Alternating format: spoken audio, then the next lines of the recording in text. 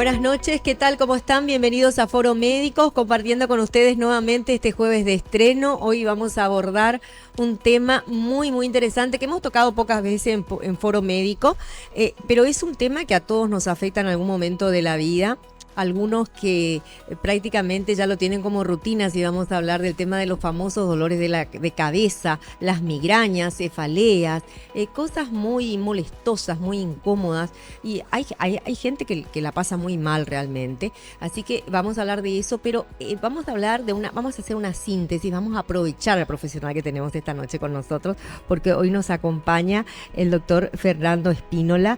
Él es neurólogo y es un gusto que esté con nosotros, y vamos a hablar de enfermedades neurológicas en general y sobre todo las más frecuentes. Así que ya lo saludo. ¿Qué tal? Bienvenido, doctor. El doctor es neurólogo, él es el epileptólogo, ¿cómo cuesta decir eso, doctor? Por la Universidad Federal de Sao Paulo. Y bueno, y vamos a hablar también de todo eso esta noche, así que muchas gracias por estar con nosotros. Buenas noches, Lilia, muchas gracias a ustedes por la invitación. Y bueno, empecemos vamos a hablar de una serie de enfermedades, como estaba diciendo, pero empecemos por la más frecuente y la más común, por decirlo así, y que todo el mundo en algún momento de la vida la padeció o la padece, que es la cefalea. ¿Qué es la cefalea, doctor? Asimismo, Lilian, entre las enfermedades neurológicas más frecuentes, eso lo vemos en consultorio, en los servicios de urgencia de medicina en general, o sea, por eso es sumamente importante que todos lo sepan, es la cefalea, ¿sí? Uh-huh. Que es el dolor o el estado de que el paciente refiere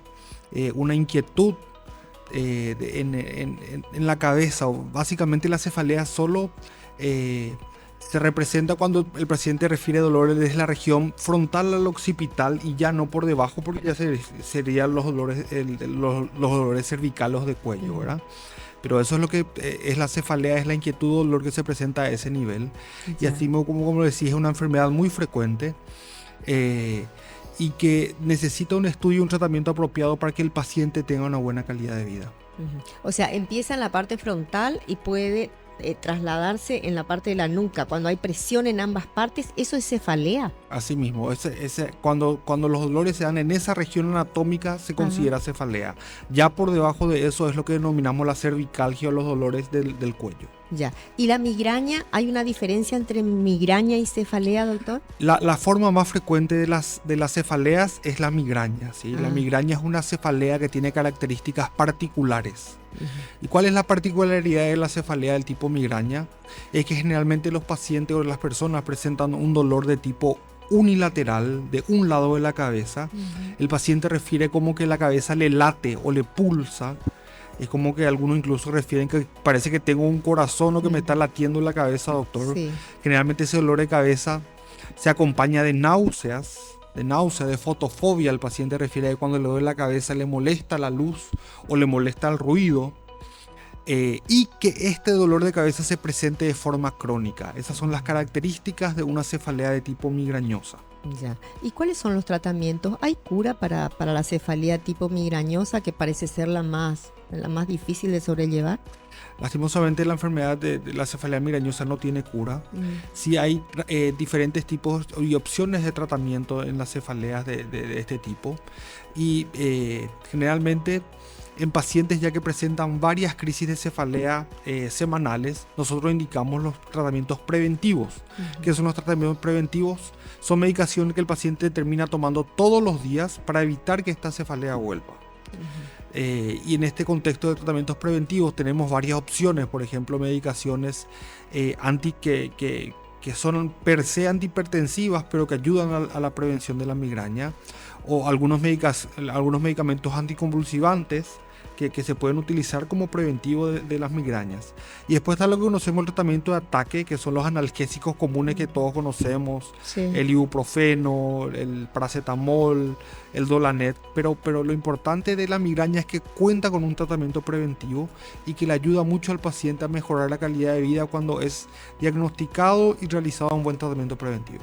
¿Esto tiene un antecedente genético? O sea, si papá, mamá, abuelo sufría de migrañas, ¿yo puedo llegar a tener? La migraña sí tiene un antecedente genético y se ve que en familiares de primer grado se ve con mayor frecuencia en los hijos o en los primos de primer grado cuando el familiar tuvo. Ya. También esta enfermedad es mucho más frecuente en la mujer. ¿Por qué? Porque colabora mucho la variación hormonal que la mujer va teniendo en el transcurso de la vida fértil de la mujer, y se ve que las mujeres jóvenes en los periodos premenstruales son más propensas a presentar este tipo de dolores de cabeza. ¿En niños se puede dar? Es raro en niños, generalmente esta enfermedad debuta en la juventud y le acompaña al paciente con el resto de la vida. Generalmente en las mujeres, por ejemplo, después de la menopausia se ve que baja las crisis de migrañas, por eso es que se vio que tiene mucha relación con el ciclo menstrual de la mujer. Ya. ¿Qué, digamos, puede causar desmayos también en la persona una migraña? Generalmente lo que en los casos más raros de migraña, lo que el paciente puede terminar presentando es episodios de vértigo, mareos vértigo intensos, o también, o incluso hay otros tipos de migrañas que se denominan migrañas hemiplégicas, que incluso el paciente en el transcurso del dolor de cabeza puede perder la fuerza muscular. Que eso se recupera después de un buen tratamiento, pero esos son los casos más raros de sintomatología asociada a migraña. ¿Qué hay de la asociación de los dolores de cabeza con la vista? Recuerdo que muchas veces me decía mi mamá, me duele la cabeza, y me decía, debe ser tu vista, o por tu vista, porque no estás usando los lentes. ¿Qué hay de eso? ¿Eso es mito? ¿Es realidad? En realidad existe una asociación estrecha, ¿Sí? Lilian, por las terminaciones nerviosas del nervio óptico, mira. que también termina a nivel cerebral, y entonces cuando uno tiene cansancio ocular, cuando uno tiene algún tipo de afectación ocular, termina también produciendo cefalea de forma crónica, y es uno de los factores desencadenantes frecuentes en nuestros pacientes de dolores de cabeza. Mira. Bueno, vamos a hablar ahora del traumatismo cráneoencefálico. Eso parece ser, ya me suena como accidente, pero no es así, ¿no? El traumatismo cráneoencefálico es una patología lastimosamente muy frecuente en nuestro país. ¿Sí? Y es más un tema cultural por el tema del uso de las motocicletas, y que los pacientes no se cuidan en el contexto de No usar casco. los cascos, que cuando se caen lo primero que llevan por el asfalto es lastimosamente la cabeza, y se presenta el traumatismo cráneoencefálico. Y el traumatismo cráneoencefálico son las secuelas que deja el golpe fuerte de la cabeza, ya sea por el asfalto o por algún otro objeto. ¿Sí? Quedan secuelas. En la mayoría de los casos, si el traumatismo de cráneo ya deja de ser leve, ya dejan secuelas. ¿Como cuáles, por ejemplo?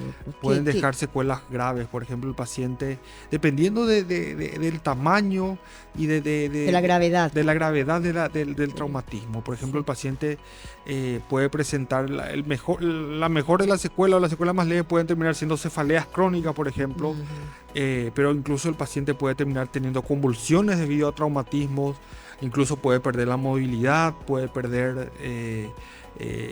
quedar en cama incluso después de un traumatismo craneoencefálico cuando es muy intenso, y obviamente llevar a la muerte en el peor de los casos. Ya. Bueno, hablemos ahora del evento más frecuente también y lamentable, porque generalmente se puede prevenir y muchas veces toma a la gente desapercibida o está un poquito, digamos, desapegada del tema porque viene por sorpresa. Sin embargo, pueden haber síntomas que nos indiquen que estamos ante este evento. Hablamos del evento cerebrovascular, el famoso ACV. Así mismo, es lo que comúnmente la gente conoce como ACV, infarto cerebral o derrame cerebral. Exacto, también mucha gente le dice. Es lo mismo. Así mismo, son todos los mismos, o sea, la gente le conoce con esos nombres.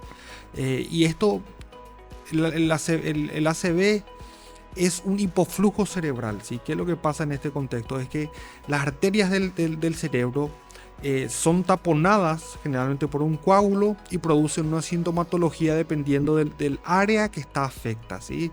Y como todos conocemos, la sintomatología más frecuente del ACV es la pérdida de la fuerza de un hemicuerpo, ¿sí? El paciente generalmente pierde, ya sea de forma parcial o total, la fuerza muscular en el miembro, en los brazos o en la pierna, y también en la cara incluso, porque muchas veces vemos que el paciente tiene una desviación de la comisura labial. Puede ser cualquier hemisferio.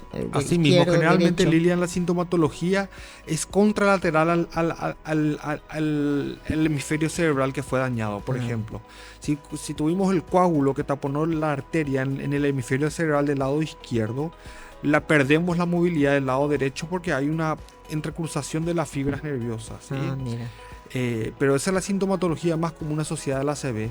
También otra sintomatología común, por ejemplo, es la pérdida del lenguaje.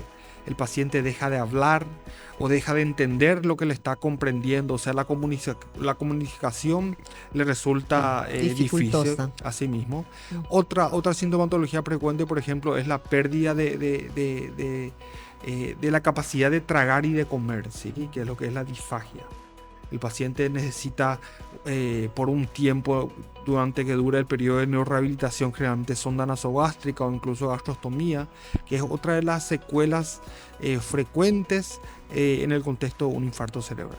Ya, ahora, ¿se puede saber o uno puede anticiparse a un cuadro de ACV como para evitar que se complique? Porque yo suelo escuchar que se dice, llegó tarde, si hubiera llegado antes quizás hubiéramos, porque hay tratamientos que pueden evitar que se complique el cuadro. Y creo que es así. ¿Me permitís, doctor, una brevísima pausa? Una pausa muy breve, y agradecer también a Biotic Pharma Calidad de Innovación por apoyar este segmento. Estamos hablando de las enfermedades neurológicas más frecuentes. Quédense ahí, enseguida regresa.